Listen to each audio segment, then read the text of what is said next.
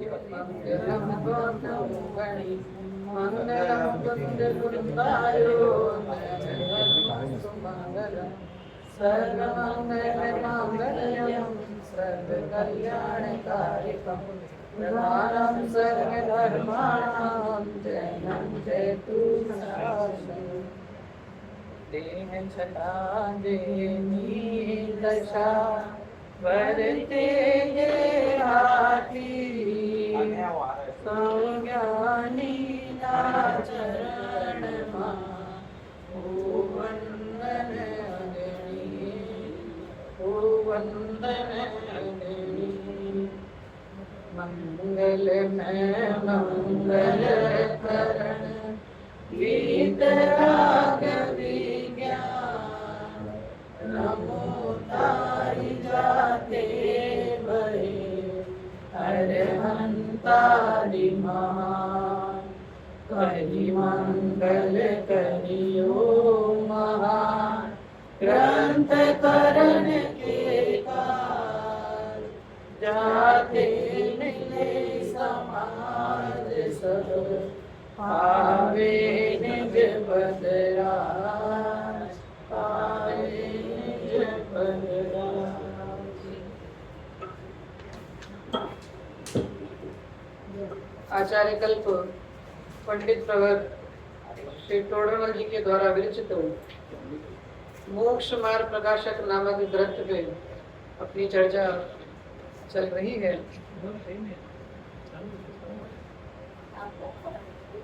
नवा अधिकार जिसमें पंडित जी ने मोक्ष की प्राप्ति का उपाय बताया है। प्रश्न क्रमांक है 324, 323, किसी में 324 नंबर का पेज है। मोक्ष की प्राप्ति का उपाय प्रश्न हमने सुबह छोड़ा था। उस प्रश्न को पढ़ते हुए विषय का प्रारंभ कर रहे हैं। श्रीमद जी ने लिखा है, कोई क्रिया जड़ थी रहा शुष्क ज्ञान मा कोई माने मार्ग मोक्ष नो करुणा मुझे। ये वास्तव में जैसे प्रातः काल हमने देखा ना, सबने अपने अपने मोक्ष का की परिभाषा अलग अलग दे रखी है ना। कोई क्रिया जड़ थी रहा शुष्क ज्ञान में कोई माने मार्ग मोक्ष नो, कि सब अपने अपने तरीके से इस मोक्ष के मार्ग को मानते हैं, लेकिन वास्तविक मोक्ष मार्ग क्या है इसको जानते नहीं है। इसके लिए करुणा उपजे जो है, उनको देख करके संसार पीड़ित जीव को देख करके ना ज्ञानी जीवों को करुणा आती है। ज्ञानी जीवों का जीवन भी अनुसरण करने योग्य होता है। ज्ञानी जीवों की वृत्तियां, ज्ञानी जीवों का जीवन, जीवन के प्रसंग, ये प्रसंग भी हमको बहुत सी बातें सिखलाते हैं। आपने कभी ज्यादा पुरानी नहीं, कभी गोपाल दास जी बरैया का नाम सुना हो ना। गोपाल दास जी बरैया हुए, चैत सुखदास जी हुए, और भी बहुत से विद्वान ऐसे हुए कि जिनके जीवन के प्रसंगों को अगर आप देखें, है ना। सदासुखदास जी कासलीवाल हुए, पंडित सदासुखदास जी है ना कासलीवाल, वो हुए, दीपचंद जी हुए, कि आप एक एक बनारसी दास जी हुए ना। आप एक एक विद्वान का जीवन भी आप पढ़ लो तो आपको उसमें से अपने जीवन को संभालने का बहुत मार्ग मिलेगा। गोपाल दास जी का उदाहरण सबने सुना हो कि एक बार गोपाल दास जी मंदिर में बैठ गए, अब भगवान की भक्ति कर रहे थे ना। भगवान की भक्ति में समय का पता नहीं चला, और सर्दियों का समय था ना, रात हो गई है ना। भक्ति में बैठे रहे, जब घर पहुंचे तो श्रीमती जी ने, मतलब उनकी पत्नी ने, घर के गेट बंद कर दिए, है ना। आप तो कहाँ रहो, मंदिर में रहो, मंदिर में रहो। हमें तो फिर भी अनुकूलता है ना, आप घर जाओ तो घर के गेट तो खुले मिलते हैं, ना अभी तो अनुकूलता है ना, नहीं तो ऐसा तो जैसे अभी कोई बेटा कहे अपने पिताजी से कि हमें तो शिविर में जाना है, और पिताजी बोले अरे कहाँ शिविर शिविर की बात करते हो, अभी तो दुकान संभालो ना, अभी तो दुकान संभालो, तुम्हारे कहाँ शिविर में जाने के दिन है। तो अभी तो हमारा ऐसा पुण्य का उदय है कि बाप बेटा दोनों मिलकर शिविर में जा रहे हैं, है ना। बाप बेटा मिलकर, पूरा परिवार मिलकर धर्म की चर्चा सुनने के लिए जाता है। नहीं तो अनुकूल समय है, तो हमारा अनुकूल समय है। तो गोपाल दास जी जब घर पहुंचे, घर के दरवाजे बंद थे, बोला आवाज लगाई लेकिन खुले नहीं। आस पड़ोसी आए, देखा, उन्होंने मनवार करके गेट खुलवाया। जैसे ही पंडित जी अंदर घुसे, है ना, तो श्रीमती जी गुस्से में तो लाल थी, उन्होंने क्या किया, सर्दी के समय में वो भरा पूरा घड़ा पानी का पंडित जी के ऊपर डाल दिया। और पंडित जी ने क्या उत्तर दिया कि चलो अच्छा है। पहले तो बरसती थी, अब बरसने भी लगी। नहीं नहीं, ये तो अपने बनाया उत्तर है। पंडित जी ने कहा अच्छा हुआ कषाय शांत हो गई। ये तो एक हंसी ठिठोली का उत्तर है, गरजती थी बरसती थी। पंडित जी ने कहा अच्छा हुआ कषाय शांत हो गई। कषाय का परिणाम था ना, जो क्रोध कषाय थी वो कषाय का परिणाम था, तो वो तुमने डाल दिया था ना, अपना से गुस्सा है, आपका गुस्सा उसमें डल गया, तो वो जो क्रोध है ना, ये जो पानी ने क्या किया, इस पानी ने उस कषाय को, उस क्रोध को शांत कर दिया। तो हम उस परिस्थिति में अपने को खड़ा करके कभी देखें, है ना, कभी भी किसी भी तरह की घर की परिस्थिति में हम अपने को खड़ा करके देखें तो कैसा उसने कषाय की तो हम डबल कषाय पे आदर करें, है ना। किसी ने मुझसे एक कहा, है ना, उसने मुझसे एक कहा तो मैंने उसको चार सुनाई ना, और गर्व से बताता हो रहे आज मैंने ऐसा सुनाया ना, आज के बाद वो मुझे कभी ऐसा गर्व से कहता और है, मतलब अपनी कषाय का ढिंडोरा और पीटता है कि आज मैंने ऐसा कार्य किया, है ना, मैंने आज उनको। और इसमें देखो आश्चर्य की बात ऐसी है कि जहाँ कषाय को दूर करने का स्थान था, है ना, जिन मंदिर, आजकल वो मंदिर भी, है ना, जीवों के कषाय के वृद्धि करने के कारण बन गए, है ना। जहाँ पर, है ना, अन्य क्षेत्रे कृतम पापम धर्म क्षेत्रे विनश्यति, धर्म क्षेत्रे कृतम पापम वज्रलेपो भविष्यति। कि जो जिन मंदिर तो शांति का सूचक था, है ना, वहां पर भी ये जीव बैठ करके, है ना, बाहर के व्यापार तो, बाहर की बातें तो करता ही है, साथ में उल्टा और कषाय आदि के परिणाम भी करता है।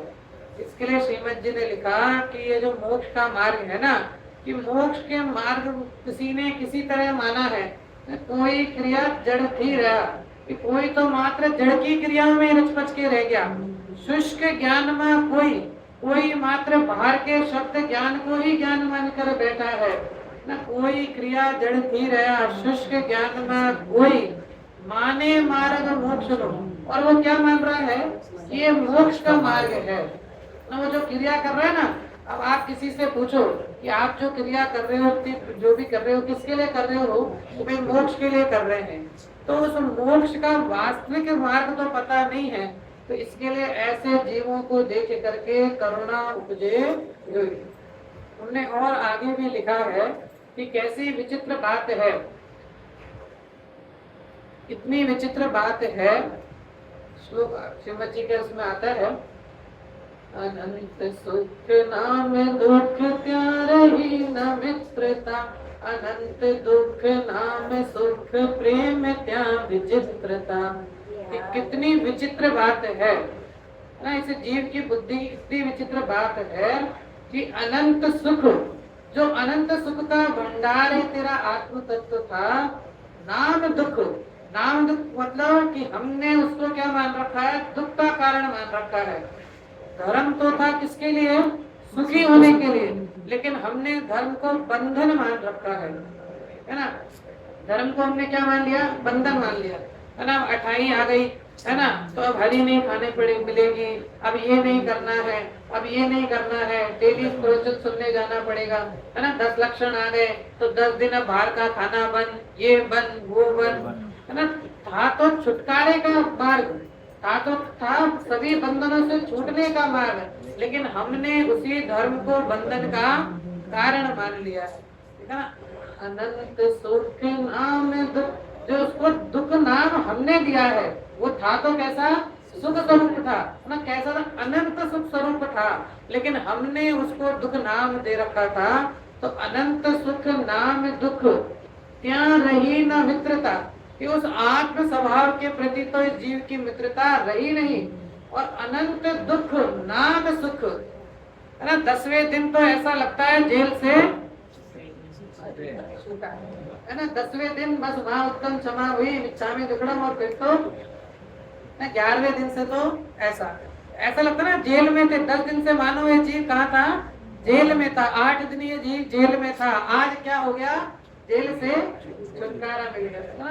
अनंत दुख, है ना। अगर विचार करो, है ना, क्या कर रहा था, धर्म ध्यान कर रहा था, शांति थी, व्यापार आदि 1 घंटा जल्दी बंद कर रहा था, है ना। थोड़ा अपने स्वरूप को जान रहा था, शांति थी ना। अब वापस से क्या होगा, वही घोड़े की जिंदगी वापस चालू हो जाएगी, वही भाग दौड़। लेकिन फिर भी इस जीव को सुहाता वही है ना। कथन में कितना ही ये कह रहे, लेकिन सुहाता फिर भी वही है। इसलिए अनंत दुख नाम सुख, जिसको हमने सुख नाम दे रखा है, जो सुख रूप है नहीं, लेकिन हमने जिसको सुख नाम दे रखा है, प्रेम त्याग विचित्रता। कितनी विचित्र बात है, कितनी आश्चर्य की बात है कि ऐसे दुख रूपी संसार में ये जीव प्रेम धारण करता है, मतलब इस संसार से जीव प्रेम करता है।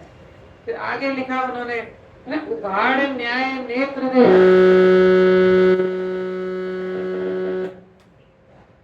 उघाड़ न्याय नेत्र रे निहाल तू, ना। अपने न्याय नेत्र को उघाड़ करके, न्याय नेत्र अर्थात अपने ज्ञान चक्षु को खोलकर, निहाल तू, मतलब इस निहाल को तू निहाल, मतलब ये जो तत्व है ना, कैसा तत्व है, निहाल तत्व है। मतलब इसको अगर तू एक बार निहार ले, इसको एक बार तू देख ले, तो तू वास्तव में निहाल हो जाए। कहते ना कि निहाल हो गया, मतलब धन्य धन्य हो गया। तो एक ऐसा तत्व है, तू एक बार इसको देख ले, निहारते रे निहाल तू, और निवृत्ति शीघ्र मेव धारी, निवृत्ति शीघ्र मेव धारी, ये प्रवृत्ति कि ये जो प्रवृत्ति चल रही है ना, संसार की प्रवृत्ति चल रही है, इस प्रवृत्ति को क्या कर तू, हाँ, खत्म कर, उस प्रवृत्ति को बंद कर, और निवृत्ति शीघ्र मेव धारी, है ना। श्रीमद जी पंक्ति, श्रीमद जी तो कहते थे कि अगर छाछ और रोटी की व्यवस्था हो जाए तो क्या करना, सब कुछ छोड़ देना, है ना। अब हमारे पास कितनी व्यवस्था है, ये सब अपनी अपनी देख लेना, है ना। तो अपने को अभी बहुत विचारने की आवश्यकता है कि वास्तव में पंडित जी जो कह रहे हैं ना बार बार कि तू जो मोक्ष की चर्चा चल रही है ना, ये मोक्ष तुझे वास्तव में हितरूप लगता है कि मात्र तू देखा देखी मोक्ष को हितरूप कह रहा है ना।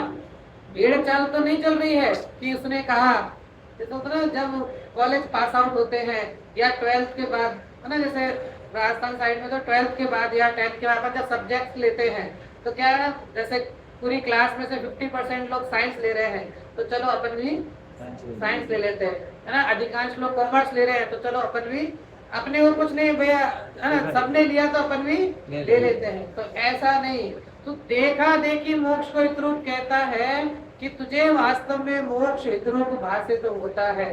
तो वो अगर मोक्ष हितरूप भाषित होता है तो उसका क्या उपाय है, उसकी अपन चर्चा कर रहे हैं।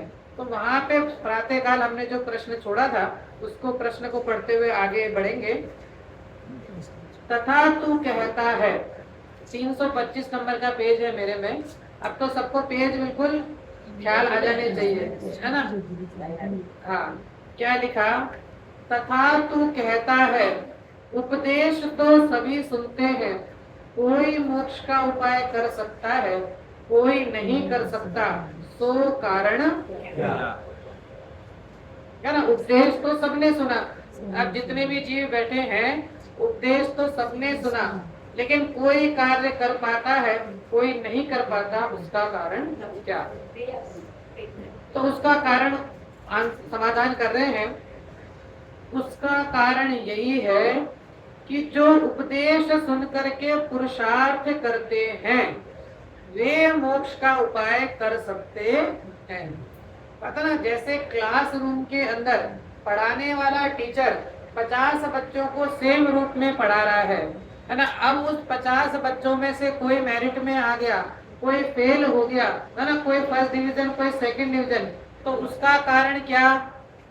उसका कारण क्या ना? जो बच्चा स्कूल में तो टीचर ने सबको समान पढ़ाया, लेकिन जो बच्चा स्कूल से आने के बाद खुद उसको पढ़ता है, मतलब खुद अपना पुरुषार्थ करता है, खुद उस बुक को पढ़ता है, सेल्फ रिवीजन करता है, नोट्स बनाता है, उसको बार बार याद करता है, तो वो मेरिट में आता है ना। नहीं तो पढ़ाने वाले ने तो सबको सेम पढ़ाया, लेकिन जो पढ़ने के बाद अपना पुरुषार्थ नहीं लगाता तो उसका कार्य नहीं होता। तो यहाँ वही कह रहे हैं कि तूने जो प्रश्न किया ना, उपदेश तो सभी सुनते हैं, कोई मोक्ष का उपाय कर पाता है, कोई नहीं कर सकता, सो कारण क्या? तो लिखा उसका कारण यही है कि जो उपदेश सुनकर पुरुषार्थ करते हैं। अब उपदेश, किसका उपदेश लगाना है? हमने पहले देखा ना, किसका उपदेश? जिनेश्वर देव का उपदेश। उपदेश मतलब ऐसा किसी का नहीं, किसका उपदेश लगाना है? जिनेंद्र भगवान के उपदेश की चर्चा चल रही है। ये जो मोक्ष का मार्ग है ना, लिखा था ना कि जिनमत में जो मोक्ष का उपाय है, जिनेंद्र भगवान ने जो मोक्ष का उपाय बताया है, तो अगर जो जिनेंद्र भगवान के उपदेश सुनकर पुरुषार्थ करते हैं वे मोक्ष का उपाय कर सकते हैं, और जो पुरुषार्थ नहीं करते वे मोक्ष का उपाय नहीं कर सकते। उपदेश तो शिक्षा मात्र है, फल जैसा पुरुषार्थ करे वैसा लगता है ना। उपदेश तो कैसा है? शिक्षा मात्र है, कि किसी ने कह दिया कि ऐसा करो, तो उपदेश तो क्या है? शिक्षा मात्र है। अब उपदेश को सुन करके फल कैसा मिलता है? जैसा ये जीव पुरुषार्थ करता है उस जाति का फल उसको मिलता है।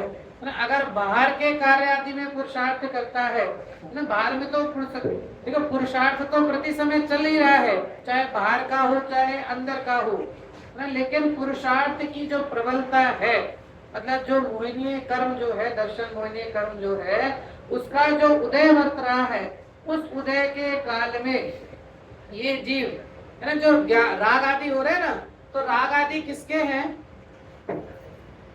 जो मेरे अंदर जो राग आदि उत्पन्न हो रहे हैं वो किसके हैं?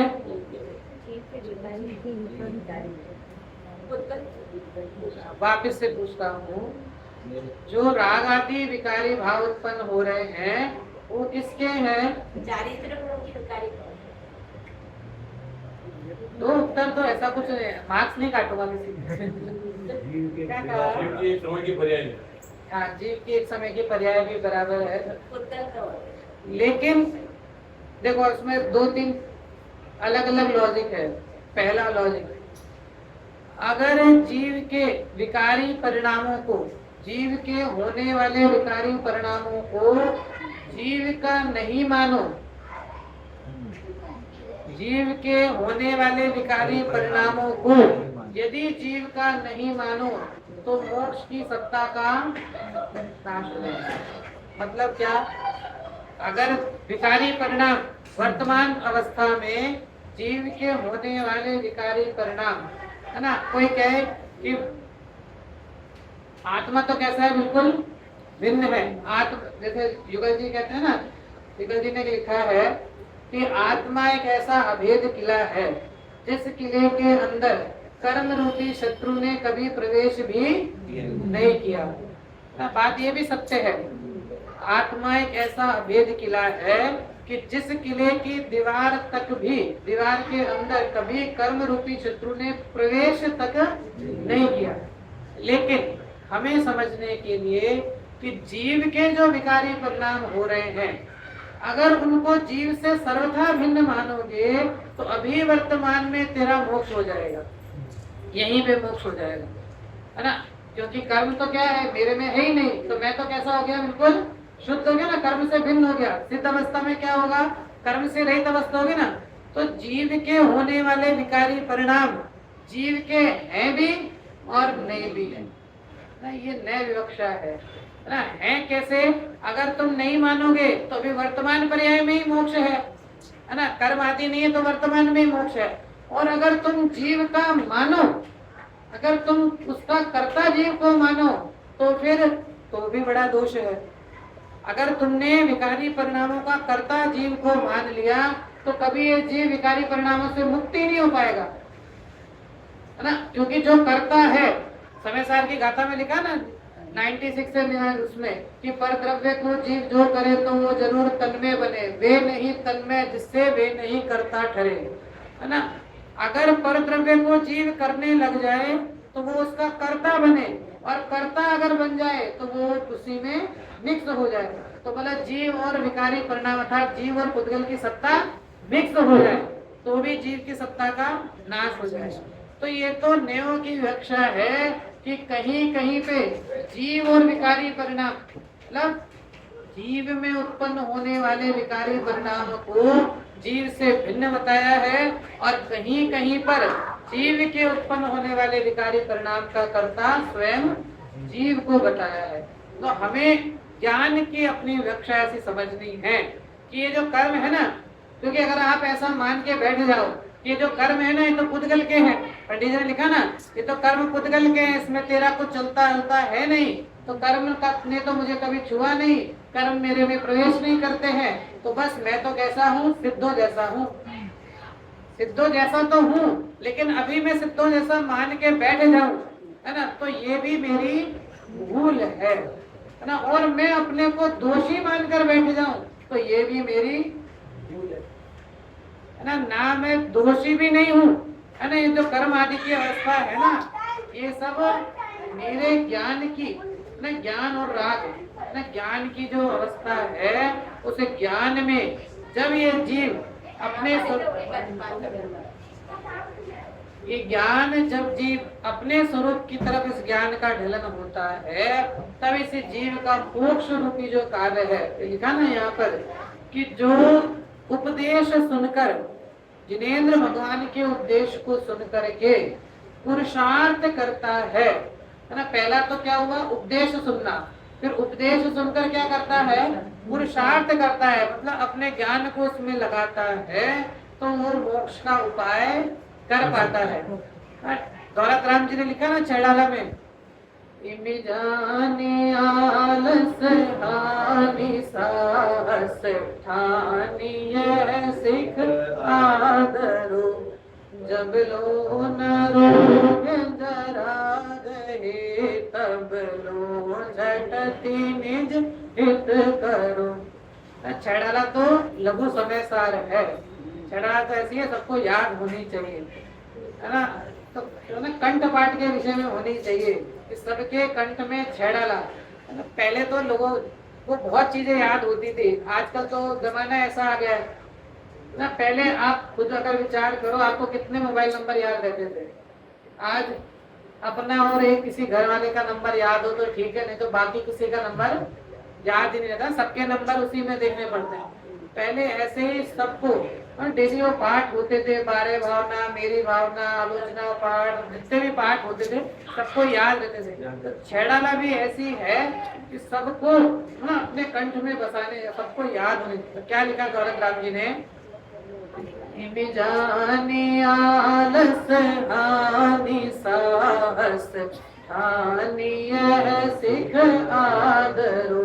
इमि जानी अर्थात इस संसार के स्वरूप को जान करके, ये जो संसार का स्वरूप है उसको जान करके, इमि जानी आलस हानि, ये जो आलस है ना, तेरा जो प्रमाद है, उस प्रमाद को छोड़ करके साहस ठानी, साहस को एकत्रित करके यह सिख आदरो, इस सिख को ग्रहण करो। और लिखा, जब लो न रोग जरा गए, तब लो झटति निज हित करो। क्या कहा, जब लो न रोग, जब तक तेरे पर्याय में है ना रोग नहीं होता है और जरा अर्थात बुढ़ापा नहीं आया है, तब तक तब लो झटती निज हित करो, कि तब झटपट क्या करो, अपना हित, है ना, अपने हित को पंडित जी ने लिखा था ना, आत्मा का हित किसमें है, मोक्ष में आत्मा का हित है,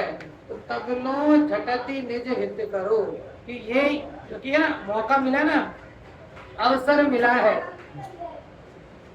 ना। जैसे अभी आपको उदाहरण दो, मार्केट का उदाहरण लो, ठीक है ना। अब मार्केट में जैसे आपको कोई टिप मिली, आपको टिप मिली, हाँ वही शेयर मार्केट, जनरल शॉर्ट में मार्केट, आपको कोई टिप मिली, अब आप उस ले तो ली आपने, लेकिन आप सोच रहे हैं आज लूंगा कल लूंगा, फिर आप रोज देख रहे हैं आज थोड़ा बढ़िया, कल गिरेगा तो अपन कल लेंगे, फिर वो कल और बढ़िया, अब ज्यादा हो गया, थोड़ा गिरने, अभी आएगा ना गिरने का सीजन आएगा तो गिरेगा तब लेंगे, है ना। फिर ऐसा करते करते कई बार ऐसा होता है कि आदमी, हाँ तो ऐसे यहाँ कह रहे कि जो अवसर मिला है ना, ये जो तुझे अवसर मिला है ना, सब लोग झटती, ये अवसर में तो सोच मत, इस अवसर को तो देख मत, झटती झटपट से निज हित करो, अर्थात अपने हित के कार्य को करने में, है ना।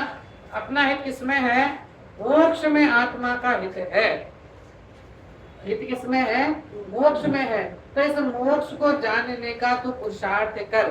अब ये बात लिख दी पंडित जी ने कि उपदेश सुनने से काम नहीं होगा, क्या करना पड़ेगा तुझे, उपदेश सुन करके तुझे पुरुषार्थ करना पड़ेगा, ये पंडित जी ने कहा। तो जो शिष्य है ना, वो शिष्य आगे पुनः प्रश्न कर रहा है ना। पंडित जी ने तो कह दिया कि अब तू पुरुषार्थ कर, तो वो पुनः प्रश्न करता है। क्या प्रश्न करता है, कहते ना ये तो क्या है, ये तो कोर्ट चल रही है, कोर्ट में तो ना जैसे एक वकील ने अपनी दलील दी, फिर उसका दूसरा सामने वाले ने दिया, तो फिर दूसरी दलील दी, तो अब अगला प्रश्न है कि फिर प्रश्न है, द्रव्यलिंगी मुनि मोक्ष के अर्थ गृहस्थपना छोड़ करके तपश्चरण आदि करता है। क्या लिखा, द्रव्यलिंगी मुनि किसके अर्थ, मोक्ष के अर्थ गृहस्थपना छोड़ करके तपश्चरण आदि करता है। वहां पुरुषार्थ तो किया, वहां पुरुषार्थ तो किया, लेकिन कार्य सिद्धि नहीं हुई, इसलिए पुरुषार्थ करने से तो कुछ सिद्धि नहीं है। अरे शिष्य भी बिल्कुल चतुर बैठा है, आपने बोला कि उपदेश सुन, तो उसने बोला उपदेश तो सब सुनते हैं, कोई कार्य कर पाता है कोई नहीं कर पाता। फिर यहाँ से समाधान आया कि जिनेश्वर देव के उपदेश को सुन करके पुरुषार्थ कर, तो उसने फिर बोला कि पुरुषार्थ भी जीव करते देखे जाते हैं, तो उसने उदाहरण भी देखो किसका दिया है, द्रव्यलिंगी मुनि का। इसी में 7वें अधिकार के उसमें द्रव्यलिंगी मुनि का स्वरूप अगर पढ़ोगे ना, तो द्रव्यलिंगी मुनि के स्वरूप में लिखा है कि जो यहीं पे प्रश्न में तो लिखा है ना, मोक्ष के अर्थ, कि मतलब वो कोई प्रसिद्धि के अर्थ नहीं, कोई जरा ऐसा नहीं कि मतलब चलो मैं मुनि दीक्षा धारण कर लूंगा तो लोक में मेरी प्रसिद्धि हो जाएगी, लोग मुझे पूछने लग जाएंगे, लोग मेरा नाम जानने लग जाएंगे, ऐसी कोई इच्छा नहीं है। इच्छा क्या है, मोक्ष के अर्थ। द्रव्यलिंगी मुनि की चर्चा चल रही है, भावलिंगी की नहीं। द्रव्यलिंगी मुनि भी जो मुनि दशा धारण करता है, किसके अर्थ, मोक्ष के अर्थ धारण करता है। और उनके स्वरूप में लिखा कि मोक्ष के अर्थ गृहस्थपना छोड़ते हैं ना, राजपाठ आदि छोड़ते हैं। पहले ऐसा नहीं था कि घर में भोजन की व्यवस्था नहीं थी तो चलो मुनि दीक्षा ले लेते हैं, भोजन की व्यवस्था हो जाएगी, ऐसा कोई परिणाम नहीं। और लौकिक में ख्याति लाभ पूजादि की कोई इच्छा नहीं, लौकिक ख्याति लाभ पूजादि की कोई इच्छा नहीं। तपश्चरण आदि भी इतना उग्र कि कोई है ना खाल को उधेड़ करके उसमें नमक भी भर दे तो भी आंख का कोरा लाल नहीं हो, इतना उत्कृष्ट तपस्चरण होने के बाद भी, इतना उत्कृष्ट तपस्चरण होने के बाद भी द्रव्यलिंगी मुनि को मोक्ष का अधिकारी नहीं कहा। क्यों नहीं कहा, क्योंकि इतना सब तपस्रण आदि करने के बाद भी उसकी मान्यता में मात्र इतना पड़ा है कि ये करने वाला जो है वो कौन है, मैंने तपस्रण करने वाला, उसकी मान्यता का मात्र वो भेद है। तो यहाँ लिख रहे हैं, प्रश्न है कि द्रव्यलिंगी मुनि मोक्ष के अर्थ गृहस्थपना छोड़ करके तपस्रण आदि करता है ना, मतलब कोई बाहर का कार्य नहीं, कोई बाहर की इच्छा नहीं, इच्छा किसकी है, मोक्ष के अर्थी होकर के गृहस्थपना छोड़ करके, ऐसा भी नहीं है व्रत तप नहीं है, उग्र से उग्र तपस्रण आदि करता है। तो इसका मतलब पुरुषार्थ तो किया ना, पुरुषार्थ तो किया ना, मुनि दिशा भी अंगीकार की, व्रत भी अंगीकार किए, तपस्रण आदि भी कर रहा है। और ऐसा नहीं है कि कोई देखे तो करना है, कोई नहीं देखे तो नहीं करना है, बिल्कुल शुद्ध भाव से है ना, परिणाम से तपस्रण आदि भी करता है। वहां पुरुषार्थ तो किया लेकिन कार्य सिद्ध नहीं हुआ, इसलिए पुरुषार्थ करने से तो कुछ सिद्धि नहीं है। ये प्रश्न था। अब उसका समाधान करते हैं। पंडित जी अब उसका समाधान कर रहे हैं कि अन्यथा पुरुषार्थ से फल चाहे तो कैसे सिद्धि हो। अन्यथा पुरुषार्थ से मतलब कि वो कार्य तो किसका कर रहा है, वो पंडित जी बताएंगे, है ना। कार्य तो किसका कर रहा है, शुभ का कर रहा है। कार्य तो किसका कर रहा है, जो व्रत सब इतने कर रहा है ना, उससे क्या होने वाला है, शुभ बंध होने वाला है। और चाहता क्या है, मोक्ष चाहता है। चाहता क्या है, मोक्ष। कार्य कर रहा है बंधन का और चाहता क्या है, मोक्ष। क्या लिखा, अन्यथा पुरुषार्थ से फल चाहे तो कैसे सिद्धि हो। तपस्वरणादिक व्यवहार साधन में अनुरागी होकर प्रवर्ते, उसका फल शास्त्र में तो शुभ बंध कहा है। अब देखो पंडित जी भी कितने चतुर हैं। पंडित जी ने क्या लिखा, उसका फल शुभ बंध कहा है, ऐसा नहीं लिखा, उसका फल शास्त्र में शुभ बंध कहा है। ऐसा नहीं लिखा कि मैं कह रहा हूँ, नहीं तो मैं कह रहा हूँ तो सामने वाला पंडित जी के ऊपर दोष लगा। क्या कहा कि ये जो तू कार्य कर रहा है ना, शुभ बंध जो कर रहा है, उसका फल शास्त्रों में शुभ बंध कहा है। मतलब जिनवाणी का जैसे ना रेफरेंस, जैसे रिसर्च के अंदर अपन जैसे रेफरेंस देते हैं कि ये इसका रेफरेंस है, तो पंडित जी कह रहे हैं शास्त्रों में अर्थात जिनेंद्र भगवान की वाणी में उसको शुभ बंध का कारण कहा है। और चाहे शुभ हो चाहे अशुभ, दोनों ही है तो बंधन ही है ना। चाहे शुभ हो, चाहे सोने की है ना, चाहे सोने की बेड़ी हो चाहे लोहे की बेड़ी, है ना। क्या लिखा, अन्यथा पुरुषार्थ से फल चाहे तो कैसे सिद्धि हो। तपस्वरणादिक व्यवहार साधन में अनुरागी होकर प्रवृत्ति। अब वो किसमें प्रवृत्ति कर रहा है, तपस्वरण, मुनि दीक्षा अंगीकार कर ली बाहर में, तो अब तपस्वरण आदिक में प्रवृत्ति कर रहा है। तो यहाँ लिखते हैं कि उसका फल शास्त्र में तो शुभ बंध कहा है, हम नहीं कह रहे, शास्त्रों में उसका फल शुभ बंध कहा है, और यह उससे मोक्ष चाहता है, तो कैसे होगा, है ना। कार्य तो किसका कर रहा है, ट्रेन तो पकड़ी है कलकत्ता की और जाना है दिल्ली, तो बताओ कैसे होगा, है ना। चाहता तो कार्य मोक्ष का है लेकिन कर रहा है बंध का कार्य, तो मोक्ष उसका कैसे होगा। यह तो भ्रम है। क्या लिखा, यह तो भ्रम है। समय सार कलश टीका में जब मंगलाचरण करते हुए अमृतचंद आचार्य ने तीसरा कलश लिखा, उसके हिंदी में कलश के अंदर जो भाव है ना, आपको याद भी होगा सबको, यद्यपि मैं तो शुद्ध मात्र चैतन्य मूर्ति हूँ, फिर भी परिणति मलिन हुई है मोह उदय से, परम विशुद्धि को पावे वह परिणति मेरी, समय सार की आत्मख्याति नामक व्याख्या से। मैंने क्यों बताया आपको, इसमें एक प्रश्न है। प्रश्न क्या है, जो अभी ये प्रश्न है ना, वही प्रश्न है। क्या प्रश्न है, लिख तो क्या रहे हैं, ग्रंथ लिख रहे हैं। क्या लिखा, वापिस से यद्यपि मैं तो शुद्ध मात्र चैतन्य मूर्ति हूँ। कौन कह रहा है? कौन कह रहा है? अरे अमृतचंद आचार्य कह रहे हैं, जो कलश लिखा ना, अमृतचंद आचार्य कह रहे हैं। क्या कह रहे हैं? अमृतचंद आचार्य मतलब कौन? छठे सातवें गुण स्थान में झूलने वाले भावलिंगी संत अमृतचंद आचार्य क्या कह रहे हैं? यद्यपि मैं तो शुद्ध मात्र चैतन्य मूर्ति हूँ, कि वास्तव में मैं कौन हूँ? शुद्ध बुद्ध चैतन्य मूर्ति हूँ, फिर भी परिणति मलिन हुई है मोह उदय से। फिर भी जो मेरी पर्याय है वो क्या है? मोह के उदय से क्या हुई है? मलिन हुई है। अब मलिनता में जाओ तो कषाय के उदय में कौन सी कषाय बढ़ती है अभी वहां? मैंने तो सुना था दादर वाले बहुत स्वाध्यायी हैं। अरे अप्रत्यय ज्ञान है, अप्रत्यय ज्ञान है, प्रत्यय ज्ञान है, अनंतानुबंधी है। कषाय के भेद तो जानते हैं ना? अनंतानुबंधी है, अप्रत्यय ज्ञान है, प्रत्यय ज्ञान है, संजलन है।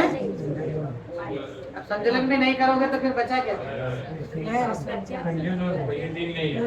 पानी में ऐसे लाइन वापिस अमृतचंद आचार्य लिख रहे हैं, छठे सातवें गुण स्थान में झूलने वाले भावलिंगी संत कह रहे हैं कि मैं हूँ तो शुद्ध मात्र चैतन्य मूर्ति, फिर भी मेरी परिणति यथार्थ पर्याय मलिन हुई है, क्योंकि मोह का उदय प्रति समय वर्त रहा है। तो वहाँ कौन से मोह का उदय वर्त रहा है? अनंतानुबंधी तो है नहीं, अप्रत्यय ज्ञान भी नहीं है, प्रत्यय ज्ञान भी नहीं है। संजलन में भी तीन कषाय नहीं है, एकमात्र जो लोभ कषाय है, जिसे प्रशस्त राग का नाम दिया, वो प्रशस्त राग रूपी कषाय वर्तती है ना। जो ग्रंथ लिखने का भाव है ना, ग्रंथ लिखने का भाव जो है वो प्रशस्त राग रूप परिणाम है। जो भाव है ना कैसा है? प्रशस्त राग रूप परिणाम है ना। अशुभ भाव की तो बात ही नहीं, क्योंकि अशुभ भाव तो है ही नहीं। शुभ में भी प्रशस्त राग रूप जो परिणाम वर्तता है। फिर वो आगे लिखते हैं, परम विशुद्धि को पावे वह परिणति मेरी।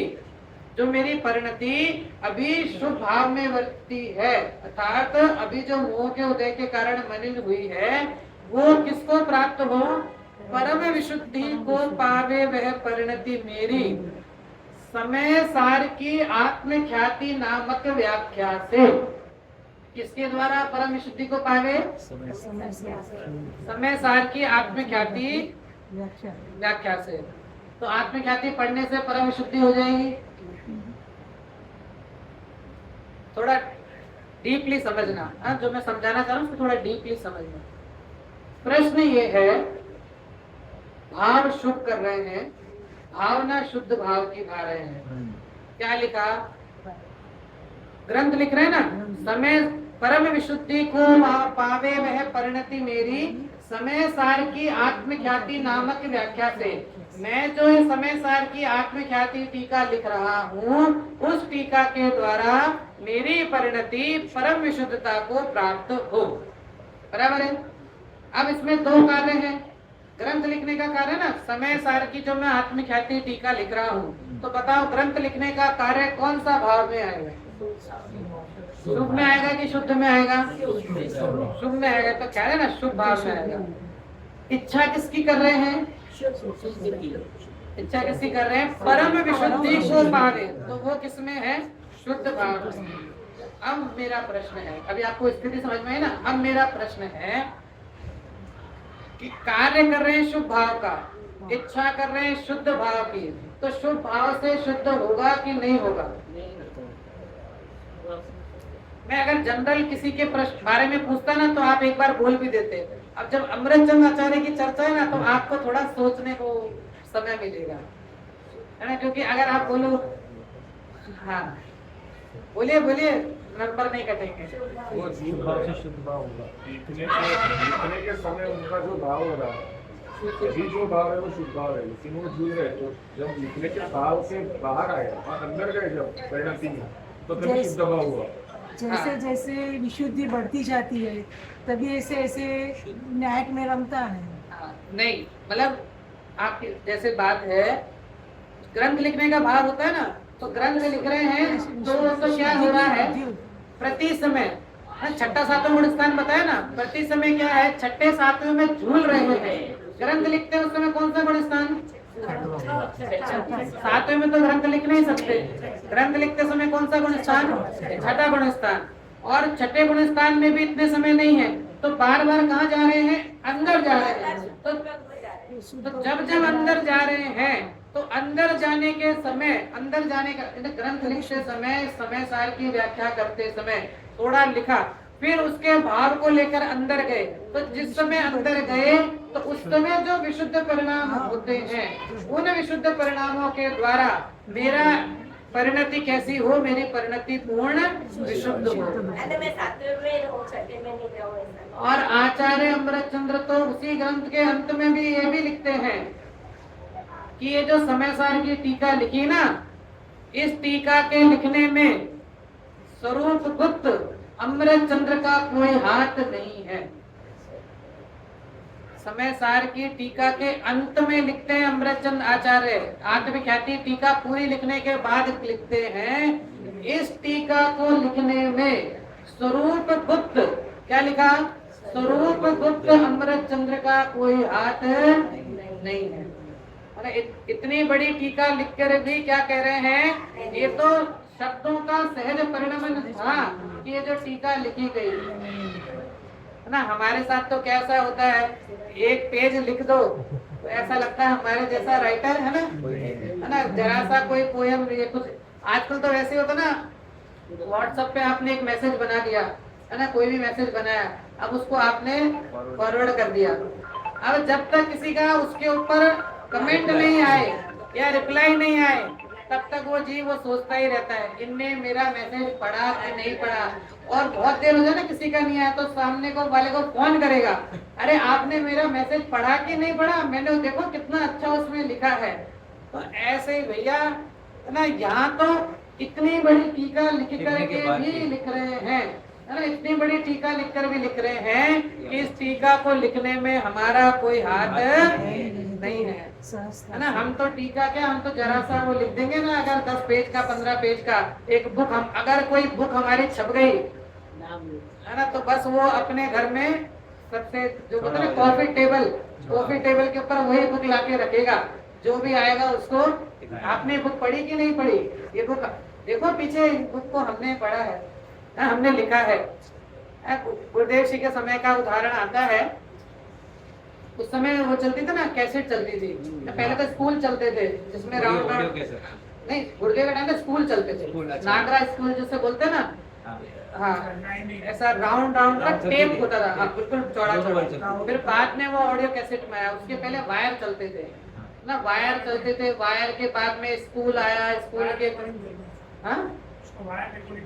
वायर के बाद में स्कूल, नागरा के बाद में ऑडियो कैसेट के बाद सीडी, डीवीडी के बाद ब्लूरे, आज सब खत्म है ना, अब सिर्फ ऑनलाइन हो गया, ठीक है ना। तो उस समय जैसे ऑडियो कैसेट भी आई ना, अब मान लो कि अब गुरुदेव जैसे प्रवचन में कभी नाम लिया, तो मान लो आज उन्होंने आपका नाम लिया प्रवचन में, अब नाम लिया, अब वो सामने कोई दूसरा आपका मित्र था, वो आज प्रवचन में नहीं आया हो, तो वो सामने वाला उसको बोलता है, तुमने आज के प्रवचन सुने क्या, तो बोलता है नहीं भाई नहीं सुने, तो अरे तुमने आज के प्रवचन, मेरे पास ऑडियो कैसेट है, मैं देता हूँ उसको सुनो, तुम आज बहुत अच्छे प्रवचन आए हैं, आज तुम उसको जाकर घर पे सुनो। तो बताओ वो क्या सुनाना चाहता है, वो प्रवचन सुनाना चाह रहा है कि उस प्रवचन के अंदर जो नाम आया ना, वो नाम सुनाना चाह रहा है ना। इस जीव को इतनी, जीव उसको अपना नाम तो दिख रहा है उस प्रवचन के अंदर, लेकिन उसी प्रवचन में हजारों बार जब आत्मा कहकर पुकारा, वो आत्मा उसको दिखता ना। उस पूरे प्रवचन में एक अपना नाम तो ख्याल में आता है ना, जैसे अभी भी प्रवचन चलते हैं ना, अब अभी तो वर्ड टू वर्ड हो गए, पूरा अक्षर से हो गए, एक एक चीज ख्याल में आती है। तो जैसे अपने दादाजी का नाम आता है, किसी के पिताजी का नाम आता है, तो वो बता, अरे देखो मेरे, अरे भाई तुझे वो तो महिमा आ रही है, लेकिन जो गुरुदेव हजारों बार है ना भगवान आत्मा कहकर तुझे पुकार रहे हैं, उसकी महिमा तुझे आती नहीं। इसके बाद जीव की रुचि इसलिए लिखा कि उल्टा पुरुषार्थ करे, मतलब अन्यथा पुरुषार्थ करे और फल मोक्ष का इच्छे तो कैसे संभव है। ना क्या लिखा, अन्यथा पुरुषार्थ से फल चाहे तो कैसे सिद्धि हो। तपस्चरणाधिक व्यवहार साधन में अनुरागी होकर प्रवृत्ति, उसका फल शास्त्र में तो शुभबंध कहा है और यह उससे मोक्ष चाहता है, कैसे होगा। यह तो ब्रह्म है। ये तो क्या है, ब्रह्म है। ब्रह्म तो जानते हैं ना सभी। ब्रह्म मतलब जैसे अभी विद्यार्थी की परिभाषा के अंदर देते हैं ना, हाँ, जैसे बताते हैं कि अभी रात के अंधेरे में कोई जा रहा है और उसको रस्सी अड़ जाए तो कैसा भास होता है कि सांप आया। तो ऐसा ही उल्टी जो भ्रम है ना, जो भ्रम है ना कि हमने संसार में सुख माना है, तो ये बताओ क्या है, भ्रम ही है ना। ये हमारा क्या है, भ्रम है कि हमने जिस चीज में जो है नहीं हमने उसमें उसका माना है, ये भ्रम है। कितनी मान्यताएं हमारी भ्रम रूप है कि आंखें होते हुए भी ना, अरे जिया जग धोखे की ठाटी, है ना, जान बूझकर अंध बनत है आंखन बांधी पाटी। अरे जिया जग धोखे की ठाटी, है ना, जान बूझ करके हमको पता चलता है, उसके बाद भी जान बूझ करके भी हम कैसे बन जाते हैं, अंधे बन जाते हैं। और आंखन मानो आंखों पे जैसे पट्टी बांधते ना, ऐसे आंखों पे पट्टी बांध करके व्यापार काम करते हैं। ऐसे एक एग्जांपल आता है अपने गेटवे ऑफ इंडिया का, ताज के सामने है ना, वहां से शिफ्ट हो जाती है, बोट जाती है, कहाँ जाती है, अलीबाग एलिफेंटा जाती है, एलिफेंटा बोट जाती है। अब वो बोट की लाइन लगी हुई थी, बहुत लाइन लगी रहती है ना वहाँ पे, बहुत सारी बोट की लाइन लगी हुई थी फेरी की। तो अब वहाँ पे सब लोग टिकट लगता है, सब लोग चिल्ला रहे हैं 250 रुपए 250 रुपए 250 रुपए 250 रुपए। एक बोट वाला चिल्ला रहा 100 रुपए 100 रुपए 100 रुपए। अब बताओ हम कहाँ जाएंगे।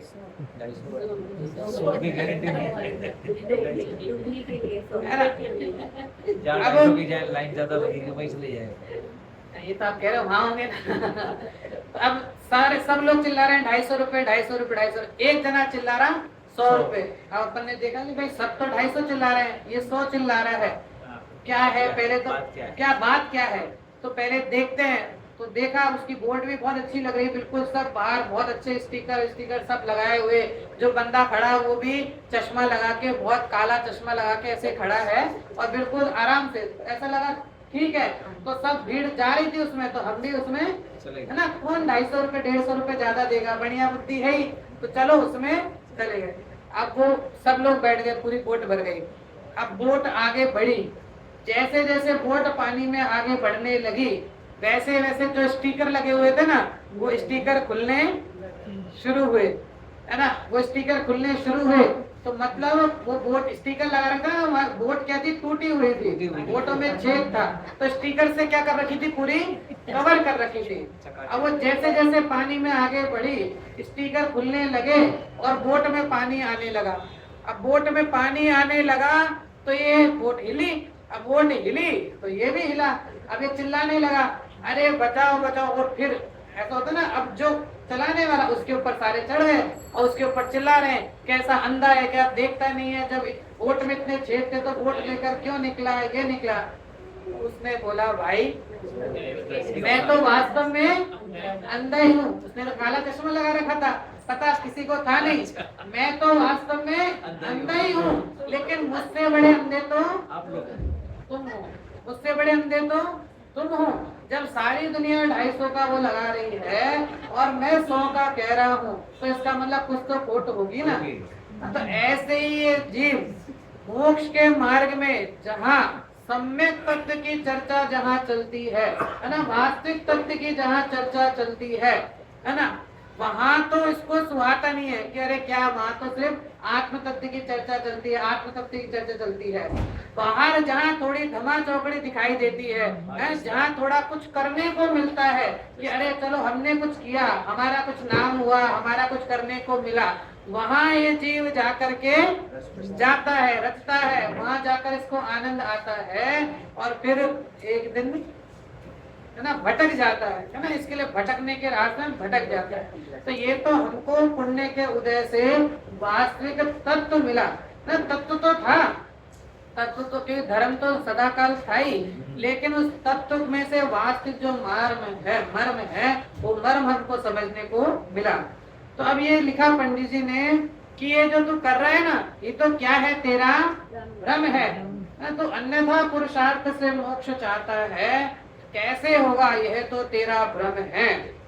फिर वो प्रश्न कहता है, क्या ना छोड़े, बड़ा ऐसे छोड़ने वाला नहीं है, वो भी जो बात बैठा है वो भी प्रति मतलब बिल्कुल आपने उत्तर दिया तो सामने से दूसरा प्रश्न उठाया। तो फिर प्रश्न उठाया है कि फिर प्रश्न है कि भ्रम का भी तो कारण कर्म ही है, पुरुषार्थ क्या करे। आप जो कह रहे हैं ना भ्रम हो रहा है, जो उल्टी मान्यता हो रही है, ये जो तेरा गलत मिथ्या चल रहा है, उस मिथ्यात्व का कारण भी तो क्या है, कर्म ही है। तो इसमें जीव पुरुषार्थ क्या करे, है ना। हम कहते हैं ना कि हमारे तो असाता का ही ऐसा उदय है ना, अभी तो हमारे असाता का ही उदय ऐसा चल रहा है कि हम चाहते तो हैं, है ना, मंदिर में आना, स्वाध्याय में आना चाहते तो हैं, लेकिन हमारे असाता का इतना उदय चल रहा है कि हम मंदिर आ ही नहीं पाते, हम प्रवचन आ ही नहीं पाते। तो यहाँ पंडित जी कह रहे हैं उत्तर देते हुए कि सच्चे उपदेश से निर्णय करने पर भ्रम दूर होता है। सच्चे उपदेश मतलब वाक हमेशा याद रखना, सच्चा उपदेश मतलब किसका उपदेश, जिनेंद्र भगवान के उपदेश की चर्चा चल रही है कि जिनेंद्र भगवान का जो उपदेश है, ऐसे सच्चे उपदेश से निर्णय करने पर भ्रम दूर होता है, परंतु तू ऐसा पुरुषार्थ नहीं करता, उसी से भ्रम रहता है। ये जो तेरा भ्रम है ना, उस भ्रम का कारण बताया पंडित जी ने। उसने लिखा ना कि भ्रम का कारण कर्म है, तो पंडित जी कह रहे हैं कि ये जो भ्रम का कारण तो कर्म है, लेकिन तू अगर सच्चे उपदेश से निर्णय करे और पुरुषार्थ करे तो तेरे ये जाति का कर्म भी तेरा क्षय होगा। क्या लिखा, सच्चे उपदेश से निर्णय करने पर भ्रम दूर होता है, परंतु अब ये परंतु भी बहुत पंडित जी का फेवरेट ना, पूरे ग्रंथ में देखा जाए तो परंतु बहुत बार है ना, कई बार तो कई लोगों ने काउंटिंग भी की है, 700 से थोड़ा अधिक है, ऐसा भी है। आजकल तो AI में डाल दूंगा तो 2 मिनट में उसकी काउंटिंग है, मतलब क्योंकि होशियार हो गया है, एक एक वर्ड अलग अलग हो गए हैं। AI में आप डाल दो, आपको परंतु क्या आपको जो शब्द चाहिए वो शब्द का पूरा वाइब्रेशन वो आपको करके दे देगा इतना। तो यहाँ लिख रहे हैं, मतलब पंडित जी परंतु क्यों कहते हैं कि पहले तो उसकी बात का समर्थन किया, मतलब ऐसा होता ना, कोई हमारे पास कोई शंका लेकर आया और आप पहले ही बोल दो नहीं नहीं तू गलत है, तू गलत है, तो वो व्यक्ति पहले ही थोड़ा रूठ जाए। तो पहले क्या किया पंडित जी ने कि जो आया ना शिष्य प्रश्न लेके, कि पहले उसकी बात भी सुनी, उसकी बात भी रखी, फिर उसके बाद में कहा परंतु, कि तू कह रहा है वो तो ठीक है, लेकिन परंतु फिर पंडित जी ने अपनी बात कही। तो अब उसको ऐसा लगता है कि भाई मेरी बात भी सुनी, अब इन्होंने अपना मंतव्य दिया। अब कोई आए है ना, कोई सीधा ही आपके पास आए कि नहीं ऐसा वैसा, और आप उसको दूर से नहीं नहीं भाई ऐसा नहीं, ऐसा नहीं, ये नहीं वो नहीं, तो वो पहले से ही ऐसा लगेगा कि इनने तो मेरी बात भी सुनी ही नहीं, इनने तो मेरी बात पे ध्यान ही नहीं दिया। तो यहाँ पंडित जी कह रहे हैं कि ये जो तो भ्रम का कह रहे हैं ना, ये भ्रम सच्चे उपदेश से निर्णय करने पर भ्रम दूर होता है, परंतु ऐसा पुरुषार्थ नहीं करता। तो पुरुषार्थ तो करता है, लेकिन ऐसा पुरुषार्थ नहीं करता, उसी से तेरा भ्रम रहता है। अगर तू निर्णय करने का पुरुषार्थ करे, निर्णय करने का मतलब तत्व के निर्णय करने का पुरुषार्थ करे, तो जो भ्रम का कारण है ना, कौन है? तो ब्रह्म का कारण जो मोह कर्म है उसके भी उपशमादिक हो और तब ब्रह्म दूर हो जाए ना। अगर तू सच्चे निर्णय करने का पुरुषार्थ करे तो ये जो तूने कहा ना ब्रह्म का कारण कर्म है, तो जब तू पुरुषार्थ करेगा तो ये जो ब्रह्म का कारण जो कर्म था ना, तो पंडित जी ने कौन सा कर्म? मोह कर्म जो है वो मोह कर्म के भी क्या हो जाएंगे? उपशमादिक होंगे और तब ये ब्रह्म क्या हो जाएगा? दूर हो जाएगा। क्यों? क्योंकि निर्णय करते हुए परिणामों की विशुद्धता होती है और विशुद्धता से उससे मोह के स्थिति अनुभाग घटते हैं, है ना। ये जो बंधा हुआ कर्म है ना, ये बंधा हुआ कर्म के स्थिति अनुभाग कैसे हैं? हो जाएंगे, घट जाएंगे। जब तू वास्तविक तत्व का उद्देश्य सुन करके पुरुषार्थ करेगा निर्णय करने का, तो निर्णय करने के पुरुषार्थ द्वारा, और पुरुषार्थ मतलब कि जीव के, मैंने उस दिन कहा था ना 5 इंद्रियां हैं, मन है, तो हमारा वास्तविक जो पुरुषार्थ रूपी कार्य है ना, वो तत्व निर्णय करने का वास्तविक कार्य है। हमारा वास्तविक कार्य क्या है? तत्व निर्णय करना, प्रयोजन भूत तत्वों की सही पहचान करना, ये हमारा वास्तविक कार्य है ना। बाहर के कार्य, हित अहित का विचार, जितना हम बोलते ना, ये सब तो सभी जीव कर रहे हैं। कोई भी गति का हो, कोई भी पर्याय का हो, कोई भी अवस्था का हो, सभी अपने हित हित का विचार करते हैं। लेकिन हमें जो दुर्लभ मनुष्य भाव मिला है, ये जो हमारा ज्ञानावरणी का अभ्युदय वर्तता है, तो हमारा वास्तविक कार्य पंडित जी क्या कहते हैं कि जो मोक्ष है, मतलब तत्वों का निर्णय करना है, ये तत्व निर्णय करना ही तेरा वास्तविक पुरुषार्थ है। और ये पुरुषार्थ जब तू करेगा तो तेरे परिणामों की विशुद्धता होगी।